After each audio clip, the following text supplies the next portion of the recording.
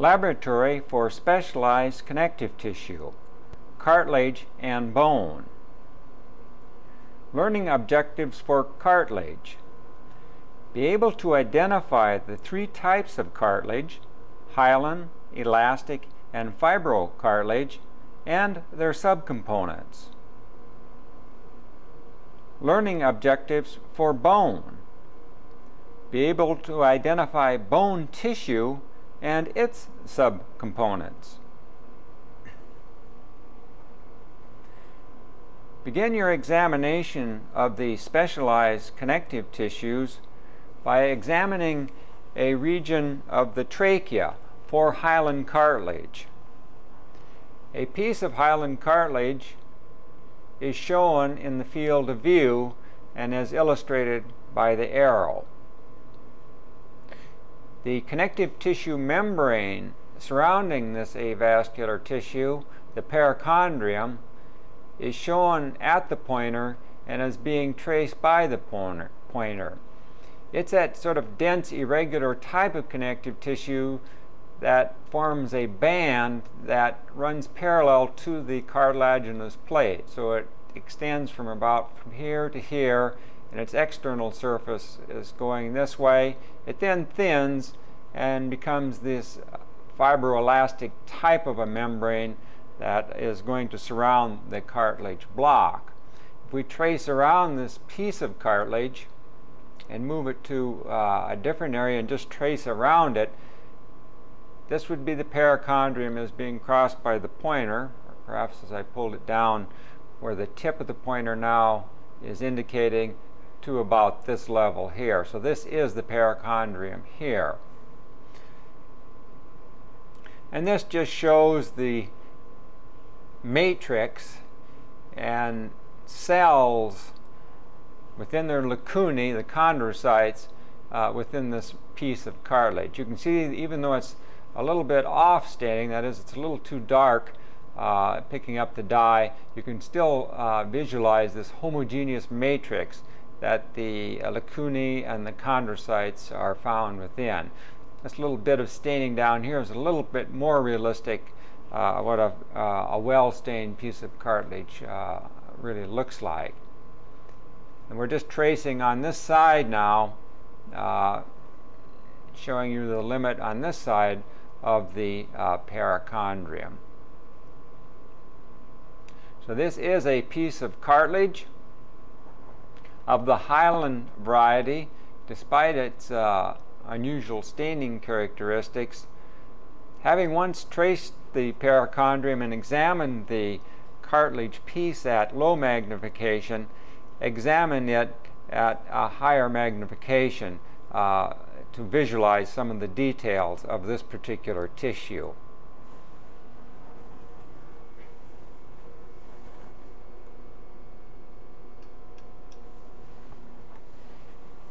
The edge of hyaline cartilage is seen at a slight increase in magnification. The perichondrium is indicated by the pointer, and just above, in this particular case, the perichondrium, note that these cells begin to round up. They are appearing to have a space around them. So this is probably, though they're not visualized very well here, where the chondroblast would become active.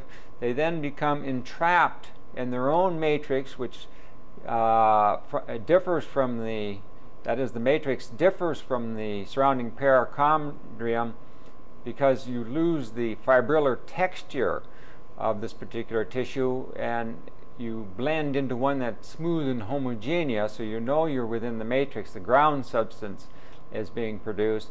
And once they become enveloped by their own matrix, such as here, and the cell is entrapped in this little space, the lacunae, then you're justified in calling it a chondrocyte.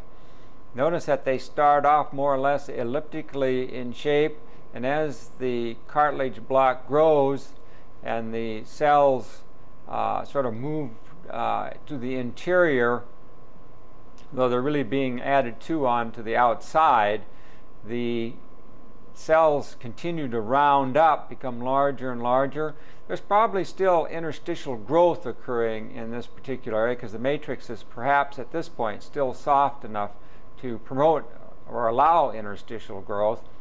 But sooner or later it becomes too viscous for the cells to separate, so you begin to form small groups or clusters of chondrocytes, all coming from the same parent cell. So these daughter cells are all sort of related, and this is what is termed an isogenous group.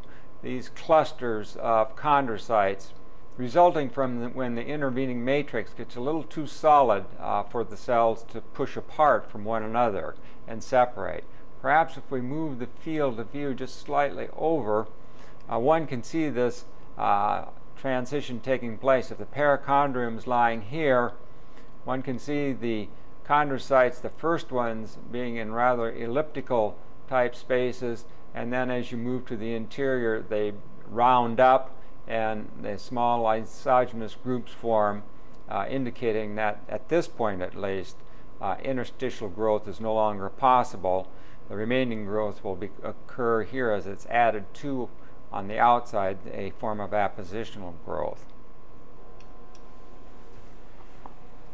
A small region of hyaline cartilage in the interior of a cartilage block that perhaps is stained a little bit more appropriately. One can make out the matrix. This would be the edge of a lacunae here, with the chondrocyte almost filling it in its entirety, as it should. This surrounding darker bit of matrix that has a little bit more basophilia associated with it is oftentimes referred to as the territorial matrix, as opposed to this lighter staining, more glassy type of matrix is sometimes referred to as the interterritorial matrix. So those terms you see in the literature are often used. Here's this territorial matrix once again. So it's supposedly the more newly formed matrix. It stains a little bit darker, and you can see it's more elaborate on this particular chondrocyte around the lacunae here. In life, the chondrocyte literally fills the lacunae and are all the way to the edge. Due to the fixation process and a little bit of shrinkage, oftentimes they are retracted away so the lacunae is not quite as visible. Here they are snugged up against the wall of the lacunae and are in fairly decent shape. So this demonstrates both the territorial and interterritorial matrix of hyaline cartilage.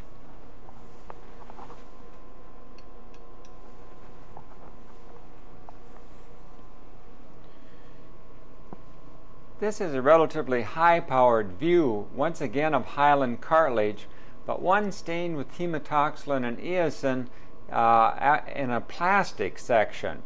So this is the perichondrium to about this level here, where the tip of the arrow is. So this is a type 1 collagen fiber. These would be fibroblast nuclei of the perichondrium. So this region here is perichondrium. The reason for illustrating this is one gets a pretty good idea of the transition or the recruitment of these fibroblasts from the fibroblast of the perichondrium to become chondroblast in this appositional type of growth. If one looks carefully here, you can see they look very much the same, but they're just now becoming entrapped in their own matrix. So these are examples of chondroblasts. Perhaps a little bit better one is shown a little bit further along here, just in the field of view. If we focus carefully upon it, one can make out the line of the matrix that's forming. So this is a chondroblast here, another one is located here, another one is located here. Now once they secrete enough matrix to become entrapped, even though they're elliptical in shape, I would refer to this as a chondrocyte within its lacunae, another chondrocyte within its lacunae, and a chondrocyte here within its lacunae as well. This material here that starts with the dark red type of material would be collagen, and this would be perichondrium to the left of the screen. And this event repeats itself over and over again with this hyaline cartilage. So chondroblast, chondrocytes in this entrapped matrix and housed now within lacunae. This plastic material gives a pretty good idea of this, these events of this transition as this is occurring. Another field showing you exactly the same thing with chondroblasts, chondrocytes, and then a little bit older chondrocytes. And then further along, one of course would see the formation of isogenous groups.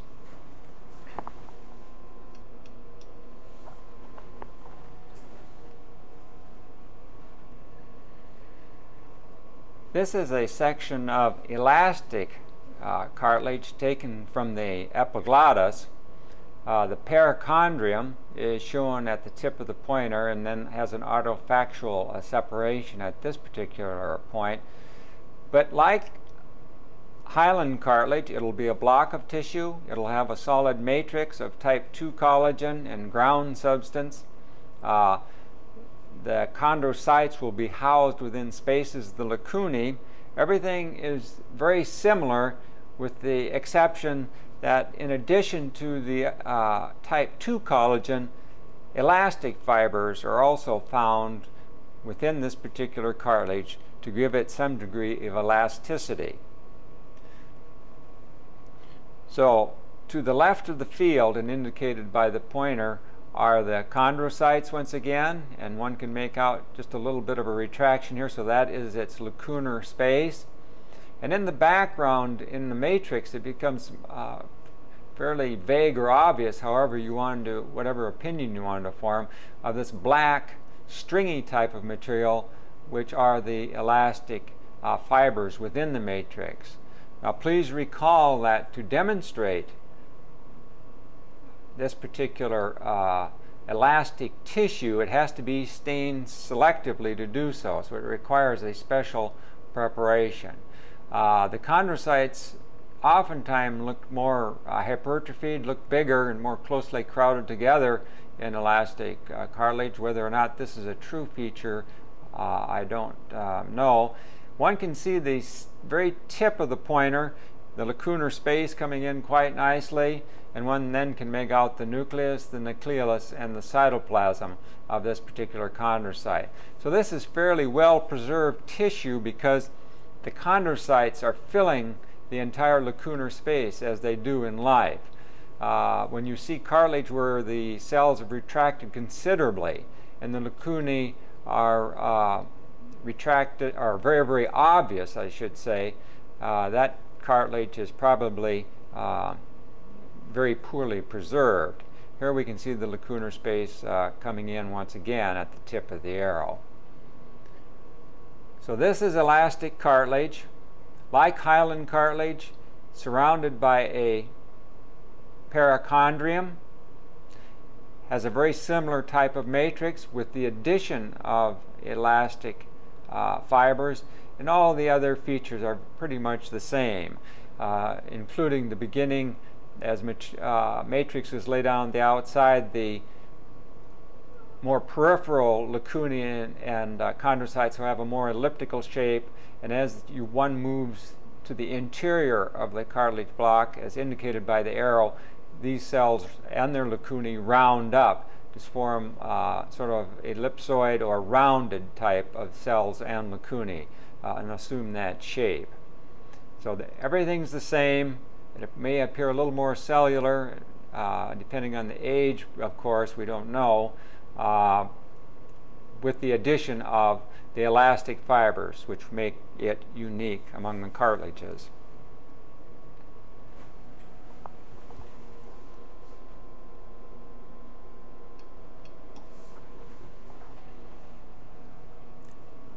A region of elastic cartilage seen at increased magnification simply to illustrate the dark staining elastic fibers within the matrix of this particular cartilage. So at increased magnification, one can actually witness the elastic fibers which stain black in this particular preparation, or a very dark purple, actually coursing around the lacunae and forming these anastomosing networks. Remember, this has been stained specifically, so these are elastic fibers in cartilage, hence it is elastic cartilage.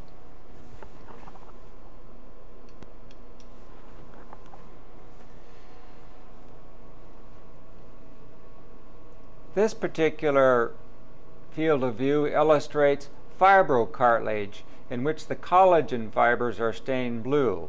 In this particular case, most of the collagen associated with fibrocartilage, and you can see the parallel running strands of this type of collagen, is a type 1 collagen, as you would see in tendon.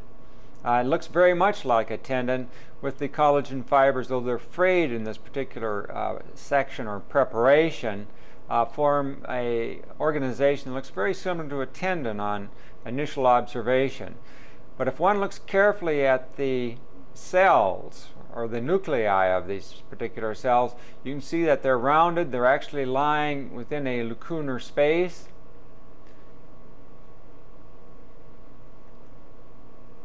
And oftentimes they will form into sort of lines or trains of little cells.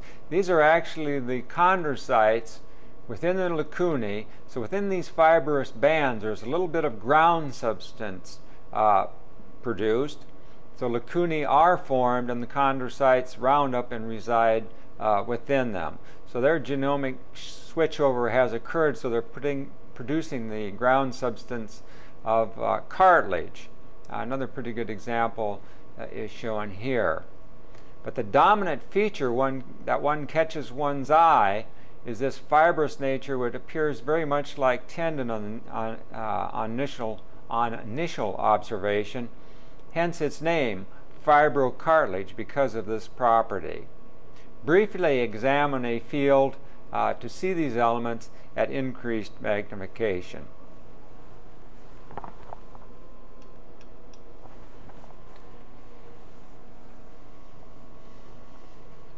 A region at increased magnification from this particular preparation of fibrocartilage. One can make out what's left of the cell, which is shrunken, and this large space here is the lacunar space, and the edge is made, it can be barely made out at that little interface as indicated by the arrow. Another is shown here, another is here. And this section is fairly thick, so one has to focus up and down through the tissue to oftentimes visualize these particular structures. If we move the field down just slightly, which initially appeared as two blobs, and you focus up and down, you can bring it up so you can see the little interface where the lacunar space is. So there's ground substance out in this fibrillar material around these chondrocytes, but it's difficult to view unless right next to the chondrocyte, where there's the cells were pressed up against it to make this little interphase line. They since retracted away from it to make it a little more visible. Here I moved the field slightly once again to illustrate how oftentimes the chondrocytes of fibrocartilage will line up and form these little lines of cells or trains of cell. Here we see 5 or 6 that are lined up in a row. This is fairly characteristic and common among our feature of this fibrocartilage. Here we can see the same thing occurring just above the field that was identified previously. So this is fibrocartilage seen at increased magnification.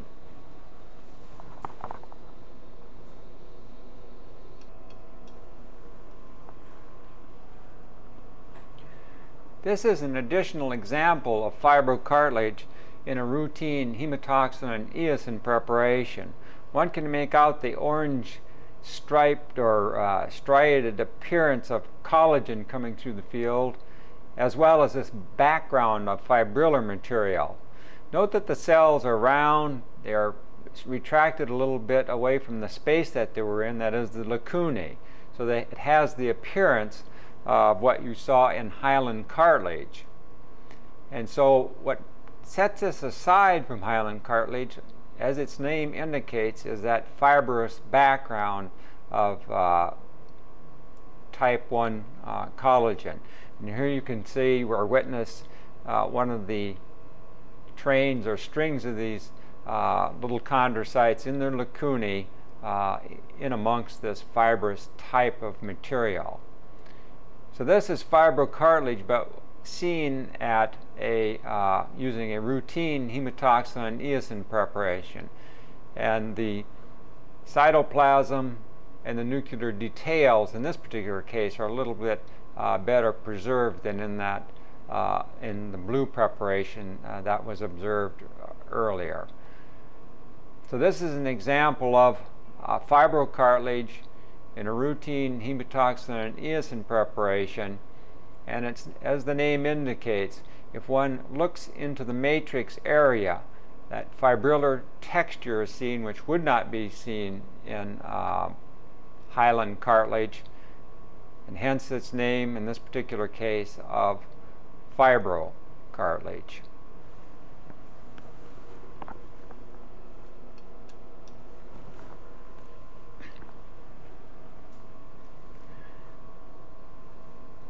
This preparation is illustrative of a ground bone section.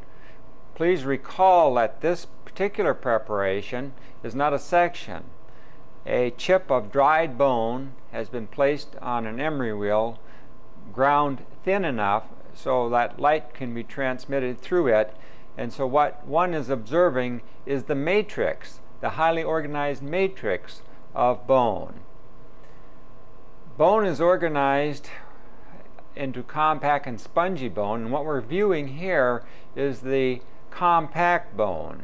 Compact bone consists of cylindrical units as outlined by the pointer, referred to as osteons or Haversian system. So one is shown here as illustrated by the arrow and extends from here to here. The Haversian canal within the center of the osteon is now indicated by the pointer. This particular osteon unit consists of 1, 2, 3, 4, perhaps 5 lamellae.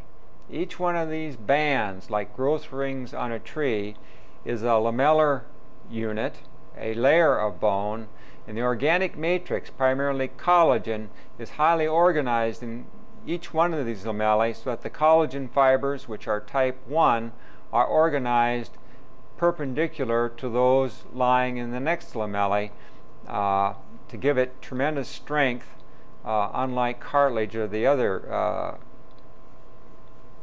types of connective tissue which don't show this elaborate organization. So another osteon unit is shown here, a portion of another one here. Now you also will see fragments of lamellae in between the osteon units, and these are referred to as interstitial lamellae. Also observed in this particular section are the lacunae, where the cells of bone, the osteocytes, reside, and those little tiny finger-like or spider-like channels interconnecting the lacunae are referred to as canaliculi. These minute little canals interconnecting the lacunae of a Haversian unit or system or osteon.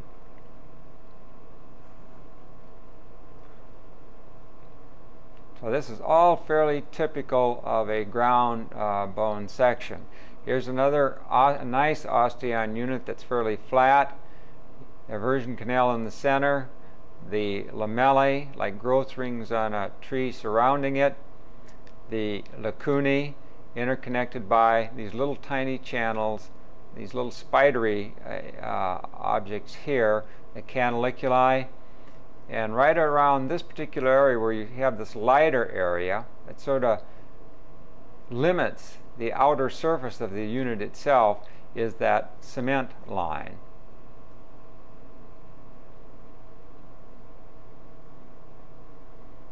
Another irregular fragment of bone in between the osteon units, so this would be another example of the interstitial lamellae.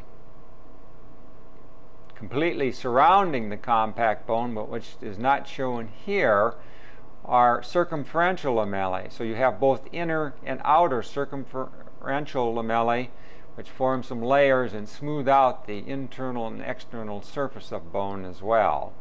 So you have three definite lamellar organizations: those that form the osteons, those that form the interstitial lamellae, and those that actually take part in forming the osteons themselves. So this is a segment of ground bone seen at relatively low magnification.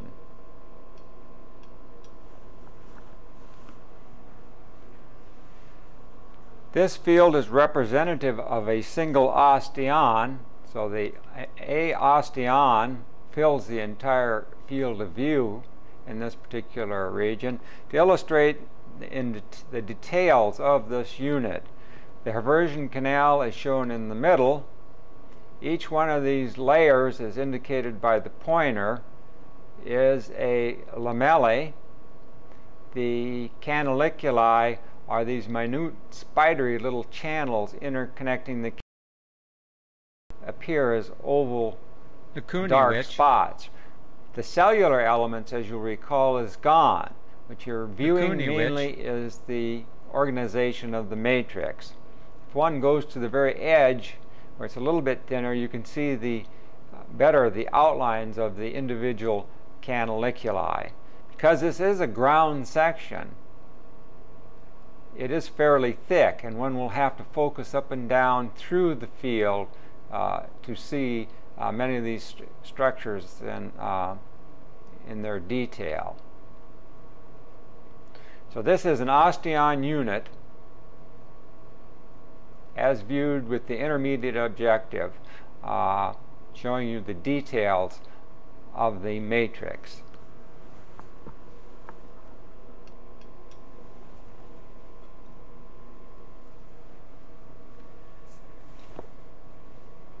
This particular section illustrates a section of bone. In this particular case, the first rib of a human individual was removed from a cadaveric specimen and demineralized and sectioned histologically, so a series of slides were obtained. This feature, or this type of a preparation, will help one identify the organic component of bone. That is, the periosteum will be visible, surrounding the external surface of the bone and indicated by the arrow. The elements within the interior of the Haversian canals can be visualized, as well as the cell types associated with bone. This particular field here, this large homogeneous, almost cartilage appearing type of material, is the compact or dense bone in this particular rib. If one moves now to the interior of this particular specimen,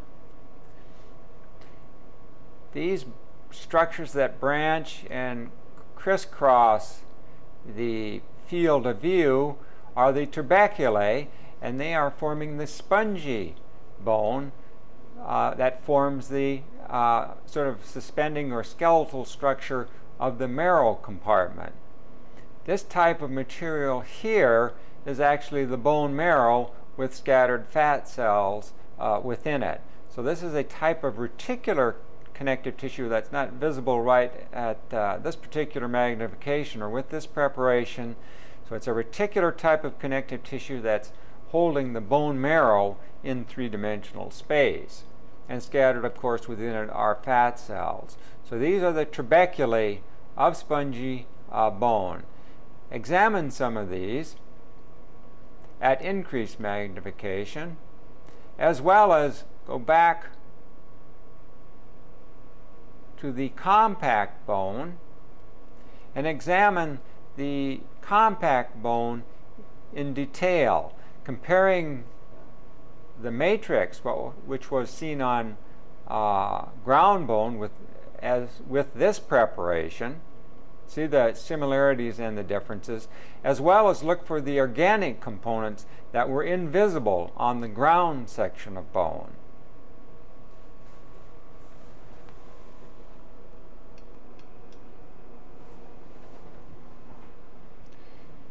This field represents a trabeculum as seen at increased magnification. What can be visualized is the matrix, of course, which appears somewhat homogeneous in this particular preparation. One can make out perhaps lamellae vaguely, or at least stripes within the matrix. That's approximately what can be visualized. One can see lacunae scattered throughout the field containing osteocytes. The little wispy membrane that lies at the tip of the arrow is a portion of the endosteum, which is fairly thin in most preparations. One can also see a linkage of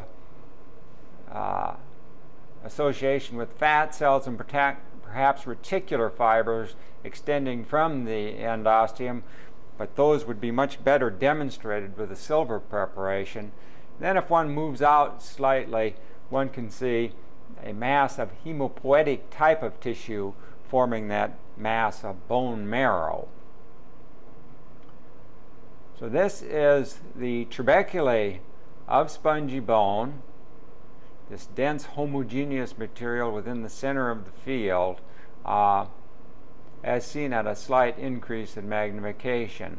Osteon units usually are not present, but on occasion on a large trabeculum, or where several are meeting at one point, if the lamellae become too thick or too numerous, I should say, then of course a Haversian system would have to be incorporated to supply the nutritional needs of the bone.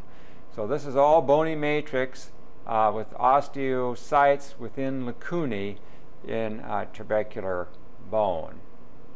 Now, having made a very brief observation of these structures, then examine the region of compact bone at this particular magnification.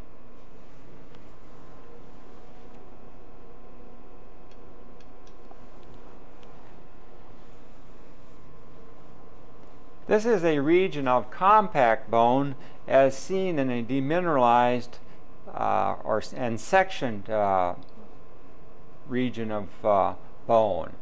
What can be visualized is the periosteum, this connective tissue membrane at this location.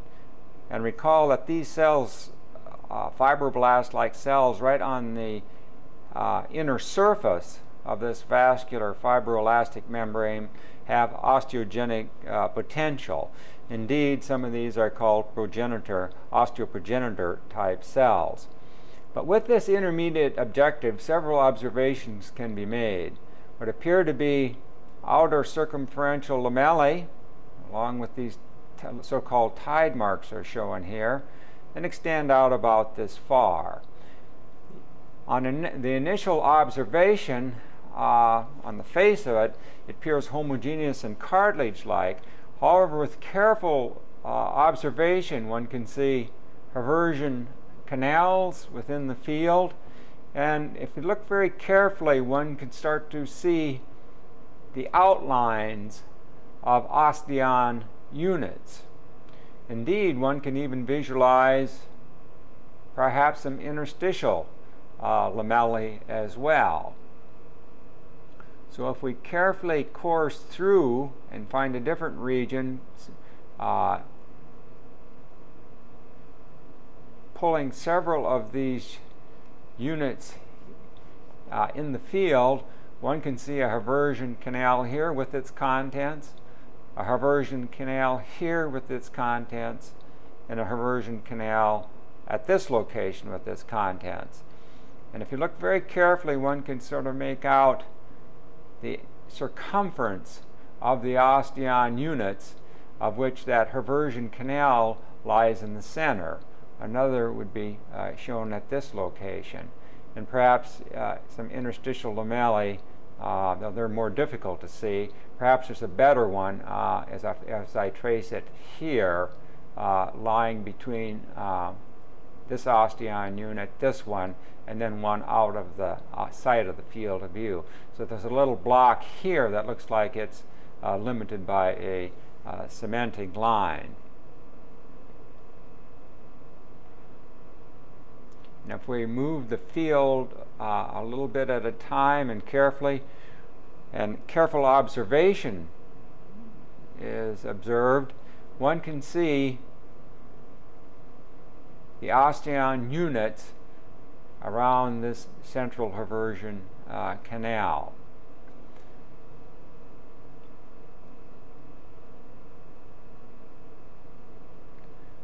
So let's now proceed to a slightly higher magnification and look at the contents as well as the overall structure of some of these osteon units.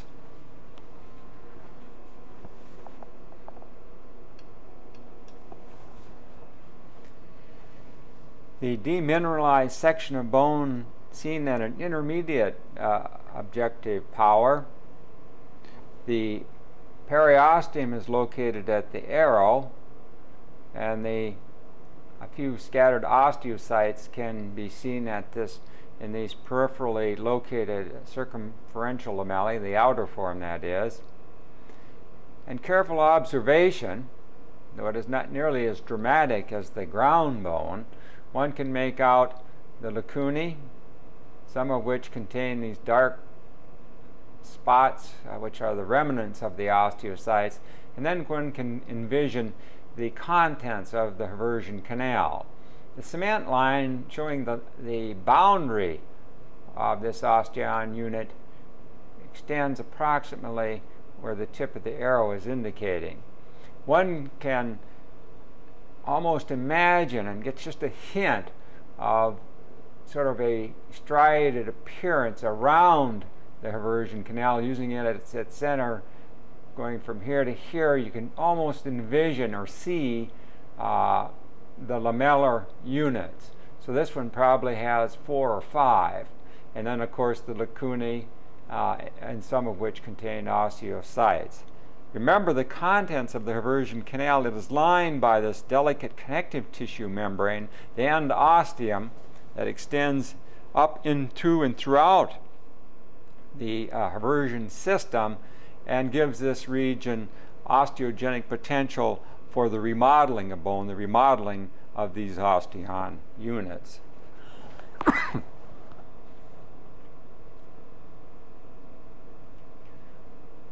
Another small osteon is shown here with its contents, and the outer circumference of this unit is a little more sharply defined and is being traced by the pointer.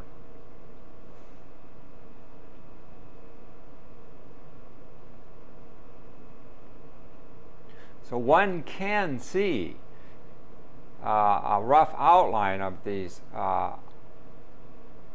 osteon units, and gives a vague impression of where the lamellae are as well, as we course just around looking at this particular field. Having done so, go to the high-powered objective and examine the contents of a Haversian canal as well as the lacunae, and see if one can determine or actually visualize the canaliculi within this particular type of bone section.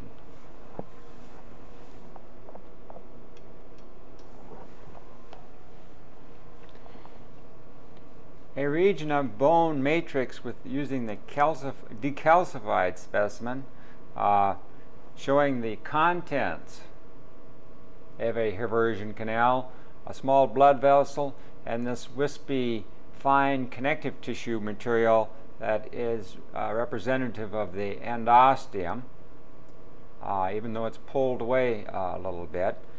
Surrounding lacunae can be visualized, and though it doesn't show up very well due to the optics of this particular system, if one focuses up and down and looks very carefully in the region around the lacunae, one can make out these little thin spidery legs, as it were, in the background, just as little defects in the optical densities.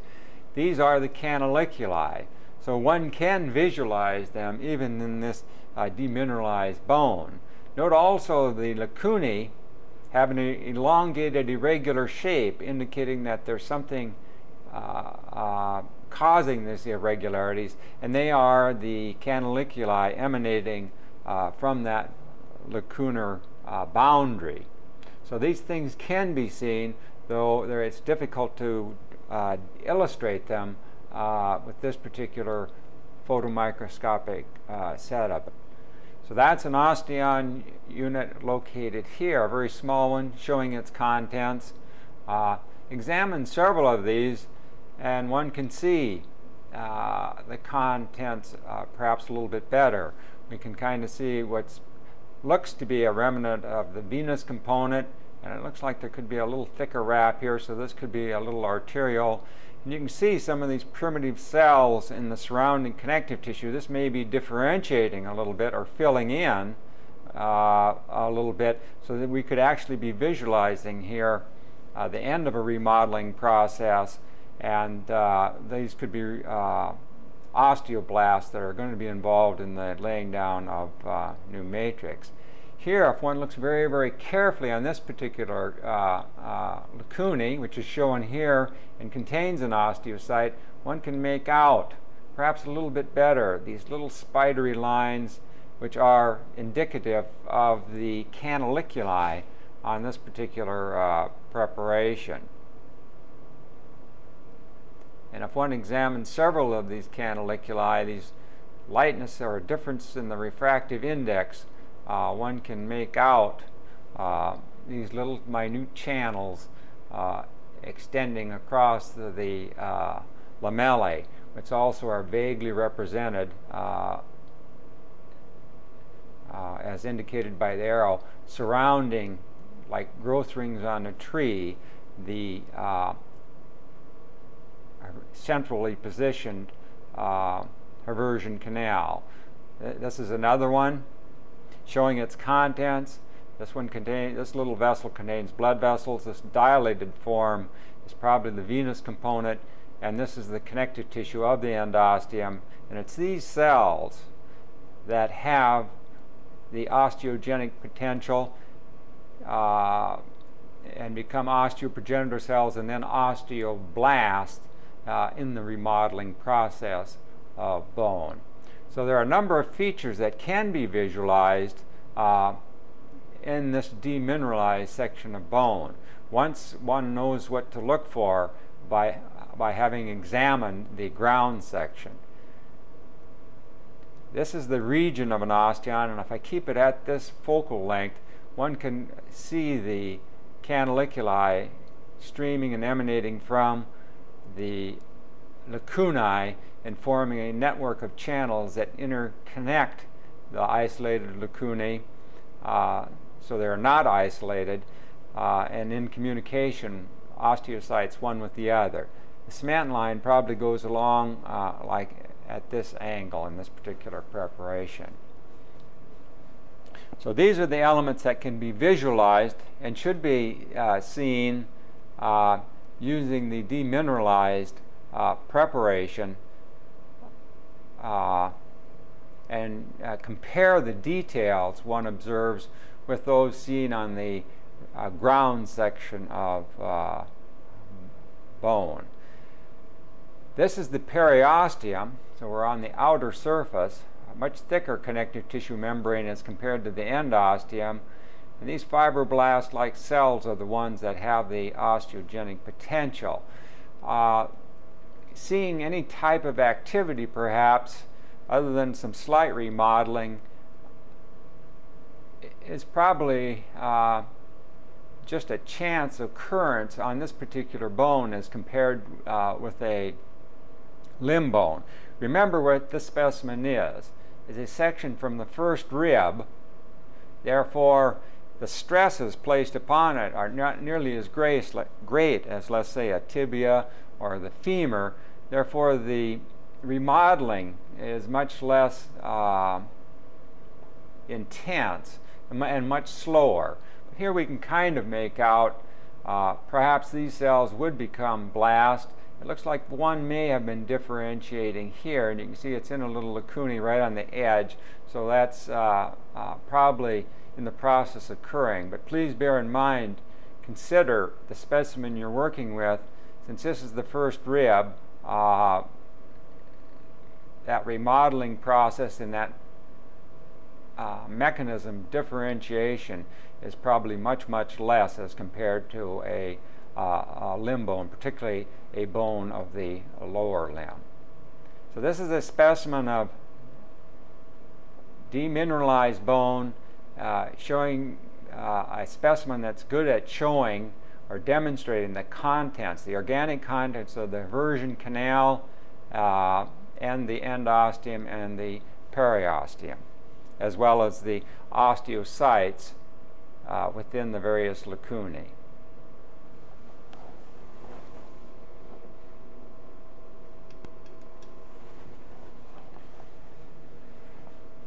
This is the interior of the bone and a short illustration of the endosteum, so a comparison can be made to the periosteum. The endosteum is much, much more delicate, much thinner and less obvious.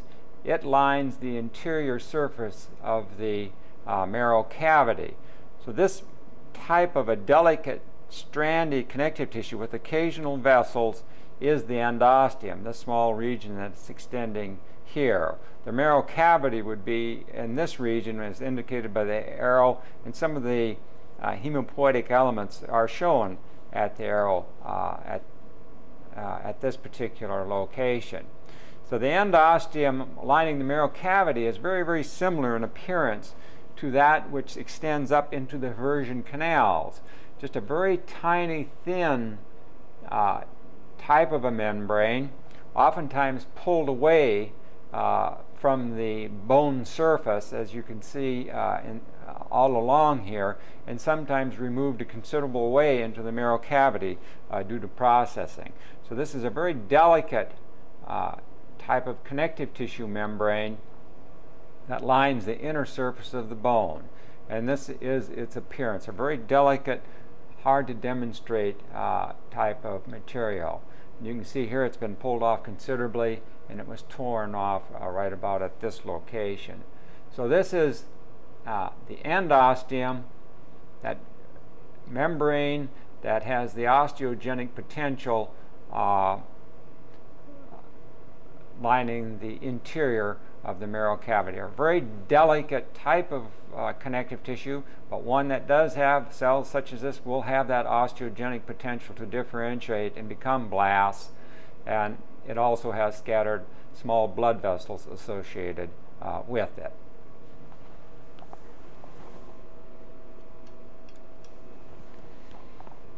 This is a region of the nasal conch.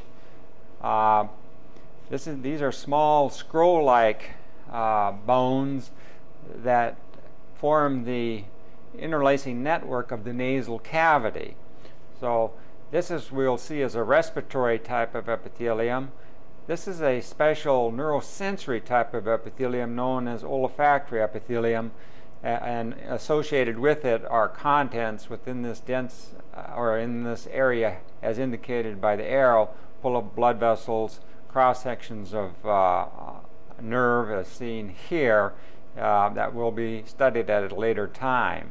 What is of interest to us is that what suspends this mucous membrane here and this one on this side in the space of the nasal cavity are these thin scroll-like bones, the nasal conch bones. So this is bone, a very thin band of about the thickness of a sheet of paper, and these are rolled up and form a scroll-like structure. So examine this particular bone in this demineralized section. It gives you another example of a section of demineralized bone, but in this particular case, osteon units are usually not found because of its thinness, and they can rely on diffusion through the canalicular system from this particular surface and then the surface coming the other way to satisfy its nutritional needs. So it's a slightly different type of bone structure in that regard, in that it lacks the haversian systems. And it's reminiscent, really, of the trabeculae making up spongy bone. So it's a somewhat similar situation. But in this particular case, it's unique, it's isolated, and forms the supporting inner framework for the bones of the nasal cavity, or the interior of the nasal cavity.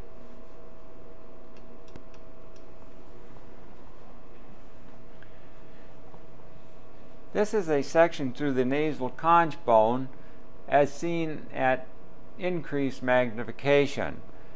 So the actual bone is extraordinarily thin, and it lies from where the tip of the arrow is indicating at the moment to this particular side over here. So this is the width of that bony scroll-like bone. And it's probably made up of 3 or 4 at the most lamellae. What it does illustrate a little bit better than the thicker types of bone, this is a lacunae in the bone. Osteocyte, the cell of bone, is located in its interior. But if one looks carefully at the lacunae, note its very irregular shape, how it's pulled out, and then emanating from its surface, one can perhaps a little bit better visualize these little spidery legs going in either way, almost to the surface in some cases. These are the canaliculi that can also be seen perhaps a little bit better on this particular preparation. Perhaps this lacunae and osteocyte illustrate that just a little bit better, where it's even thinner. And this is why you don't have a haversian system within this particular thin bone.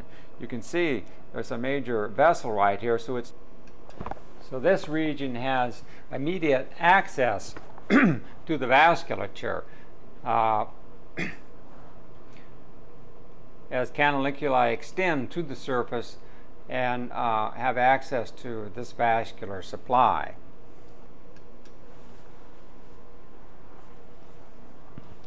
Having completed an examination of adult bone, examine a few sections of developing bone, both endochondral and intramembranous bone formation. Shown at in this particular field of view is an example of intramembranous bone formation. In this particular case, it's some of the bones of the skull. So this process is fairly well along, and one can see the tables of bone being fairly well established. Nonetheless, examine a couple of these larger trabeculae of bone in this preparation of intramembranous bone formation at increased magnification. Even at low power, and if one looks at the tip of the arrow, a layer of osteoblasts can be seen on the external surface of this particular bone being formed, and immediately subjacent to them, the matrix looks a little bit brighter in its staining characteristics, this is osteoid that has been laid down. This eventually will result in the marrow cavity area where the tip of the arrow is pointing, and you can see some of these osteoblasts have artifactually been pulled away. Also shown in the field within the matrix, of course, are lacunae with their contained osteocytes, readily apparent at this level of magnification.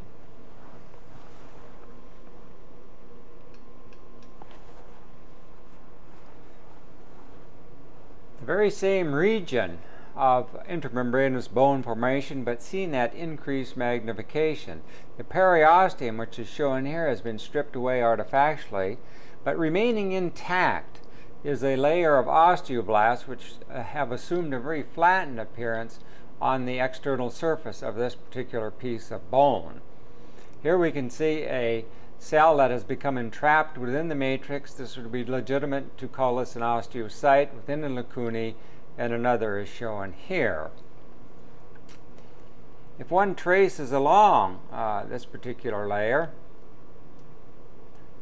there's a vessel being entrapped and surrounded. It'll probably form a primitive osteon. These cells that are more cuboidal in shape and sort of rounded up are osteoblasts, but have been pulled away from the surface. Here we can see another layer or a continuation of the osteoblast layer, and this very bright colored material is the osteoid or the unmineralized matrix. And further down in this matrix, at the tip of the arrow, one can see an osteocyte within a lacunae, and quite easily visualize the canaliculi emanating from its circumference.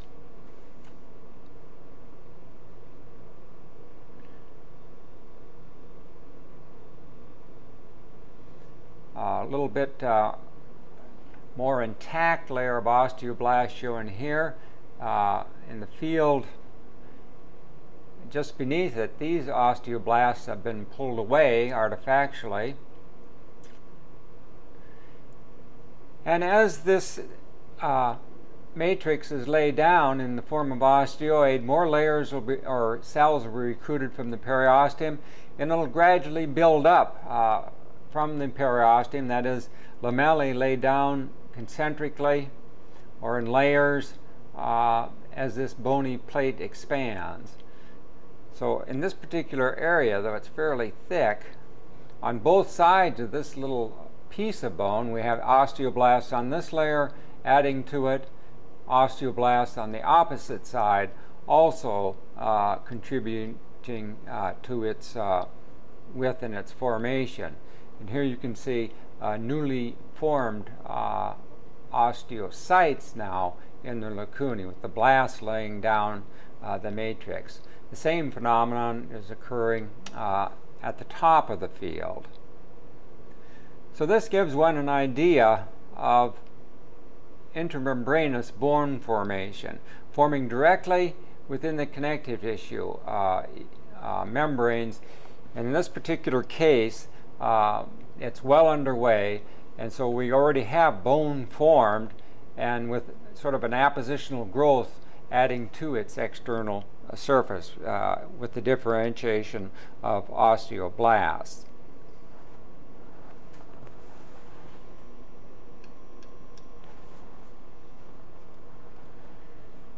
Having made the observation of osteoblasts laying down osteoid, which is preeminent on one surface of the forming membrane bone, go to the opposite surface, and one will witness osteoclastic activity. In the center of the field, and indicated by the arrow, is an osteoclast. Recall that these giant cells are actually the fusion of monocytes coming in from the bone marrow. In this particular case, it looks like there are at least 1, 2, 3, 4, 5, or 6 monocytes that have fused to form this giant multinucleated cell. And this particular cell type is going to be involved in the resorption of bone. This little space or hollow that it lies in and is separated from slightly is referred to as Hauschup's lacunae. The periosteum lies to the bottom of the field and as indicated by the pointer. So as with many bones, as bone is being added to one side, it is being removed from another to, in this particular case, accommodate the expanding and developing brain, so it isn't, the bone doesn't become extraordinarily thick and trap the brain, so to speak, and compress it and not allowing it further growth. So as bone is being developed on one surface, as the head expands, it's being sort of extracted or pulled away from the inner surface, allowing it to remain fairly thin and to, as it increases in size, remain thin as the bone is removed from the inner surface as it's being added to from the outer surface. It can be sort of viewed in that way. Also shown, of course, is the matrix of bone above the clast and its entrapped osteocytes. And eventually, all of this type of woven bone shown here will be removed by osteoclastic activity. Search along the interior surface of this forming membrane bone and examine several examples of the osteoclast, this specialized bone-removing cell. An additional osteoclast is shown at the tip of the pointer. The cell extends from about where the tip of the arrow now illustrates to here. So this is another example of an osteoclast, this giant multinucleated cell that's involved in the resorption of the bony matrix. And again, it's artifactually separated and pulled out of this little indent, or this little hollow that it normally resides in, referred to as Hauschup's lacunae. So this is another example of an osteoclast, a cell type that's involved in the resorption of bone matrix and controlled by parathyroid hormone, stimulating it, and perhaps somewhat retarded or its activity decreased by calcitonin.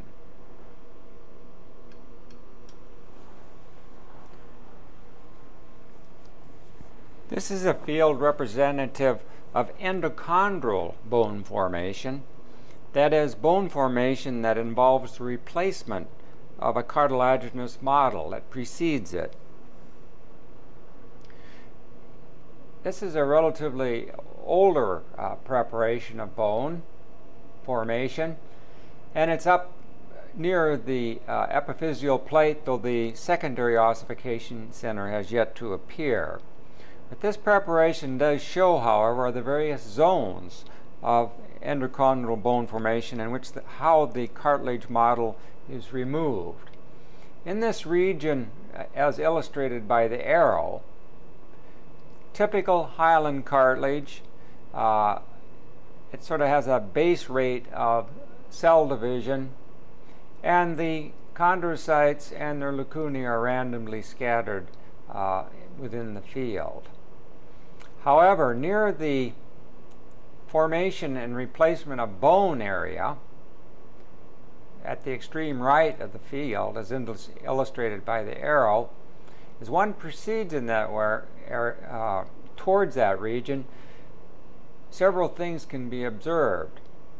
First of all, there is an increase in the mitotic activity of chondrocytes in this particular area, as indicated by the arrow. So much so that the chondrocytes undergo a rapid proliferation, a rapid turnover, and they form little tiers or lines of cells, as indicated by the pointer. And also here and up in this region. This zone, because of the rapid proliferation of chondrocytes in this area, is referred to as the zone of proliferation.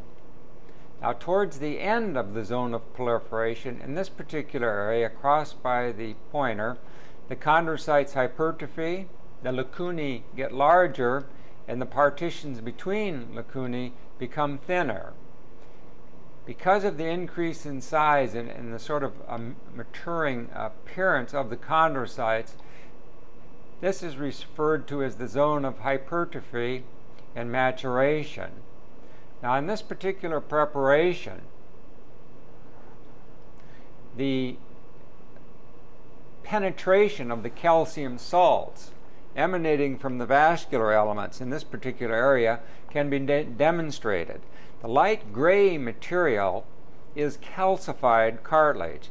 That is, calcified or calcium ion coming from the vasculature has penetrated into the cartilage and more or less stopped or plugged up its diffusion system. As a result, the cells in this particular area become starved, their nutrition is lacking, and they hypertrophy and die. So this is referred to as the zone of calcification and cell death, as it were. The cells swell up, the chondrocytes, or the lacunae that contain the chondrocytes, also enlarge and hypertrophy, and the partitions become even thinner.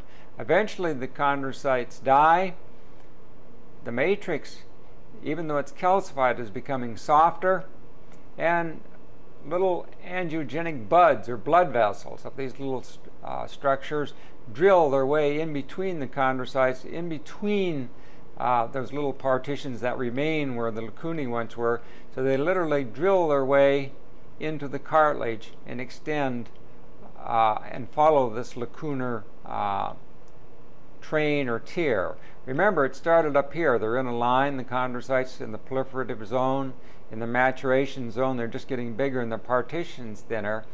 When they die, this expansion continues, and so the blood vessels follow the path of least resistance and knock down those thin partitions, grow up into this area, and drag with them cells with osteogenic potential. The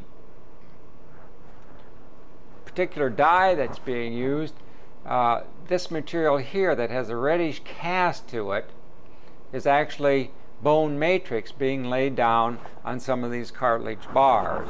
And eventually all of this, all the calcified cartilage together with this bony shell or covering, will be replaced by sort of a mature bone, so no calcified cartilage resides any longer. And so this is sort of the beginning of the zone of resorption and remodeling. So examine some of these bones as well, or these areas of cartilaginous growth for these particular zones. If one goes down the field a little bit, this is already true bone that is formed here. Here one can see a little layer of osteoblasts at the tip of the pointer. This is an expansion of the periosteal collar that's formed, and that splint in this little bit more mature bone is formed up, holding the system together, as it were, together with the connective tissue. So the bony splint arises above that calcified cartilage zone and helps provide a degree of stability for this particular structure. And if one goes a little bit further down the shaft, and even though it's being cut more obliquely, one can make out the layer of osteoblast.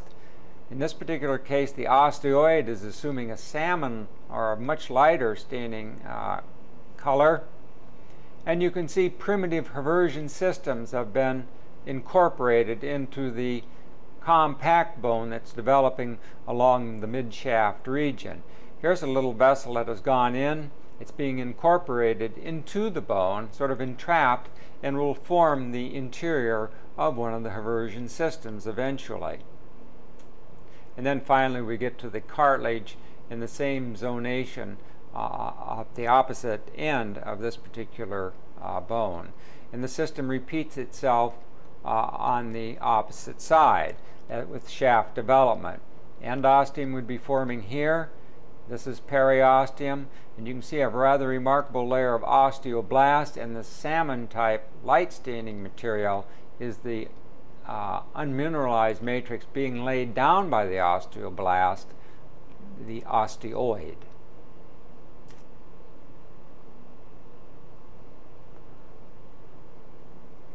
So examine some of these features that have been illustrated at low power at increased magnification.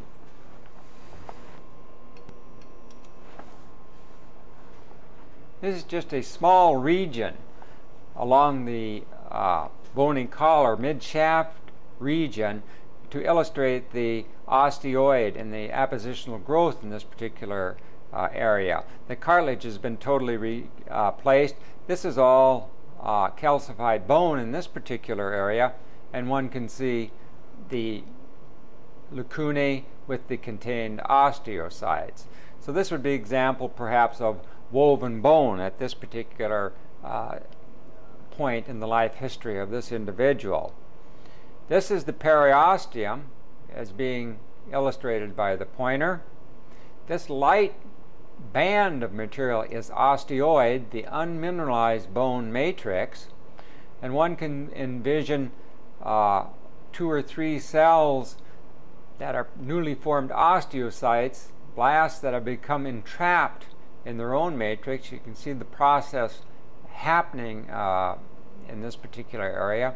This layer of cells just on the surface would be definitely an osteoblastic layer, and perhaps even through the rapid proliferation, these primitive looking, more fibroblast appearing cells just beyond them are undoubtedly the closest thing we have to osteoprogenitor cells that will soon become osteoblasts.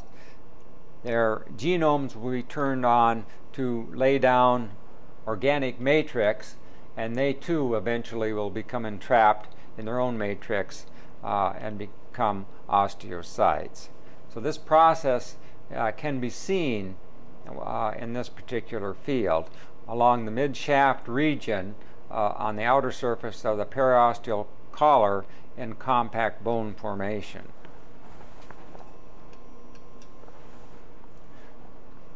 An additional region of the same type of an area, but if one looks carefully, one can see a little striping coming in, the actual type 1 collagen fibers coming from the periosteum as they're being laid down. This is how the Sharpie's fibers are incorporated into the bone and actually become part of the matrix of the bone. One gets a hint of this very light striping coming in, and one can understand perhaps more fully why this periosteum is so anchored so tightly to the bone. Actually, the type 1 collagen fibers are becoming incorporated into the matrix of the bone as bone is added to the external surface. So this is osteoid once again, a layer of osteoblast, and some becoming entrapped, and then down in this osteoid type of materials. As soon as it becomes mineralized, there's a color change, and these are definitely mature osteocytes with their lacunae in this particular area of primitive bone. And this repeats itself over and over again along the entire shaft of the bone.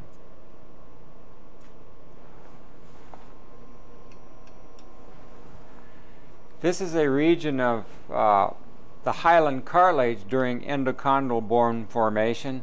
So we're near the epiphyses of this particular bone, and what we're in at the particular moment is the zone of reserve cartilage.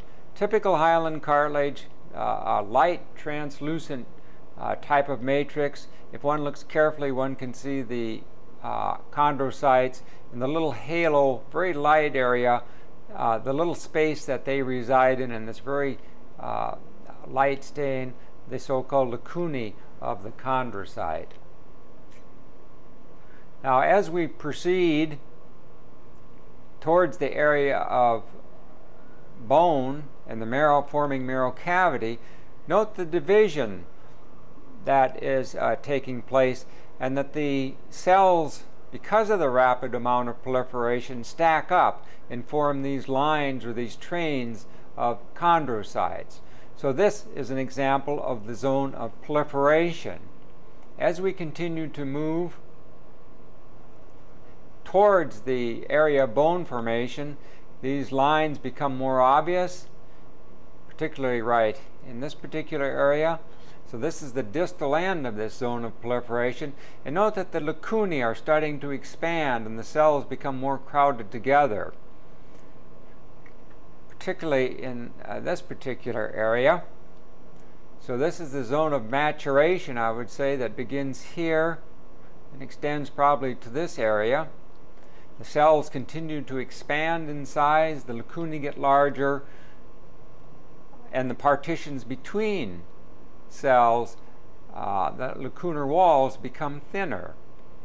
As we proceed down to this area, and one will recall that this grayish color is the result of calcified cartilage, so the calcium escaping from the vasculature, as shown here, oozes out and penetrates and goes into the fluid in this very porous cartilage. Remember, cartilage relies on its nutrition by diffusion. The calcium salts then plug up this particular point of nutrition, and the cells begin to hypertrophy and die. They continue to swell.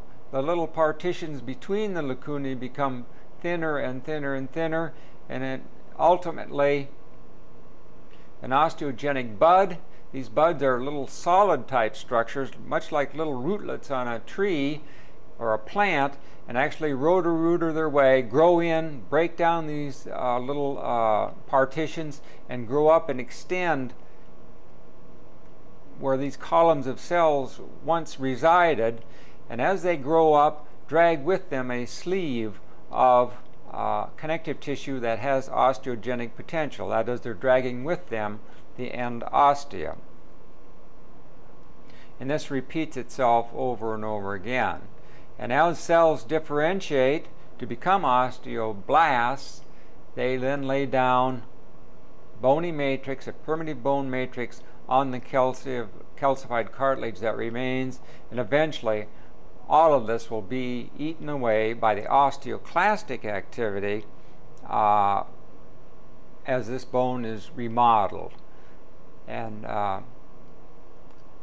osteons and other cell types or other organizations of the matrix laid down.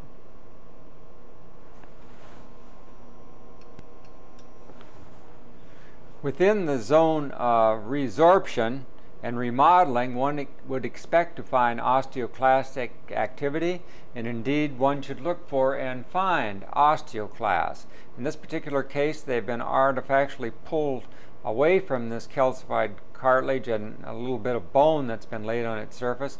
So this is a more dramatic example, as indicated by the arrow, of some of the osteoclasts. These large multinucleated cells, in this particular case, have a very acidophilic hue. That is, they take up the eosin dye and have a red cast to them. Another example of an osteoclast, a relatively large one, is shown here. Several examples of the osteoclast should be found.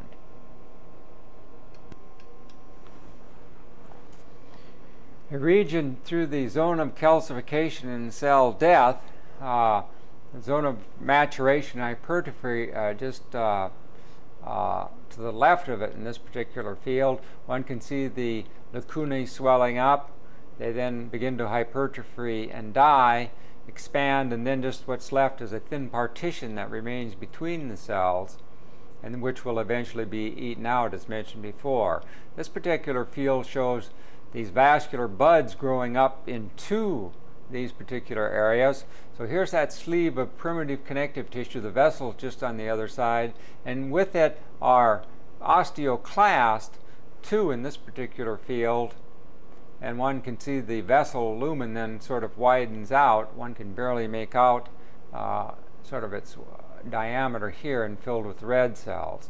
So this is one of those osteogenic buds that are actively growing up into this area. It would perhaps go through this partition, very easily push its way through these partitions and grow into this particular area.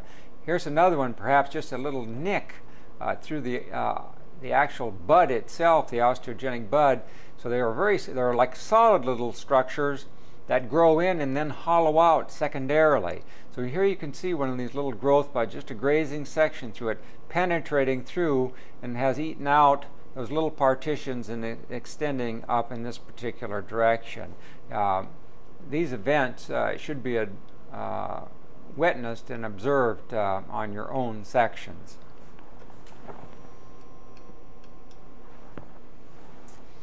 An additional example of a fairly large osteoclast reabsorbing calcified cartilage and bone. You can see it usually lies in its little house-shaped lacunae, but in this particular case it's starting to peel off, which is artifactual. It's actually been pulled off due to tissue preparation. So examine several of these fields. In this particular area, the zone of calcification and remodeling, osteoclast should be observed, osteoblast lying, such as shown here, forming on the external surface of some of these cartilaginous plates, the remnants of them, and begin to lay down the first primitive woven bone. So these are osteoblasts along this surface, but they've been pulled off a little bit. This material here is the bony type of material, calcified cartilage here, and here we even have a osteocyte that's become entrapped in its own matrix, since we now term it that rather than a blast. Another layer of osteoblast laying down this osteoid, or this primitive bone type of material. So examine several of these features in this very dramatic process of endochondral bone formation, where a cartilaginous premodel is totally replaced by bone. And the resulting bone, as you recall, is in itself the result from membranes or membrane formation, that is either from the periosteum or the endosteum. The cartilage model is totally replaced, and the resulting bone in that replacement is either from the endosteum or the periosteum.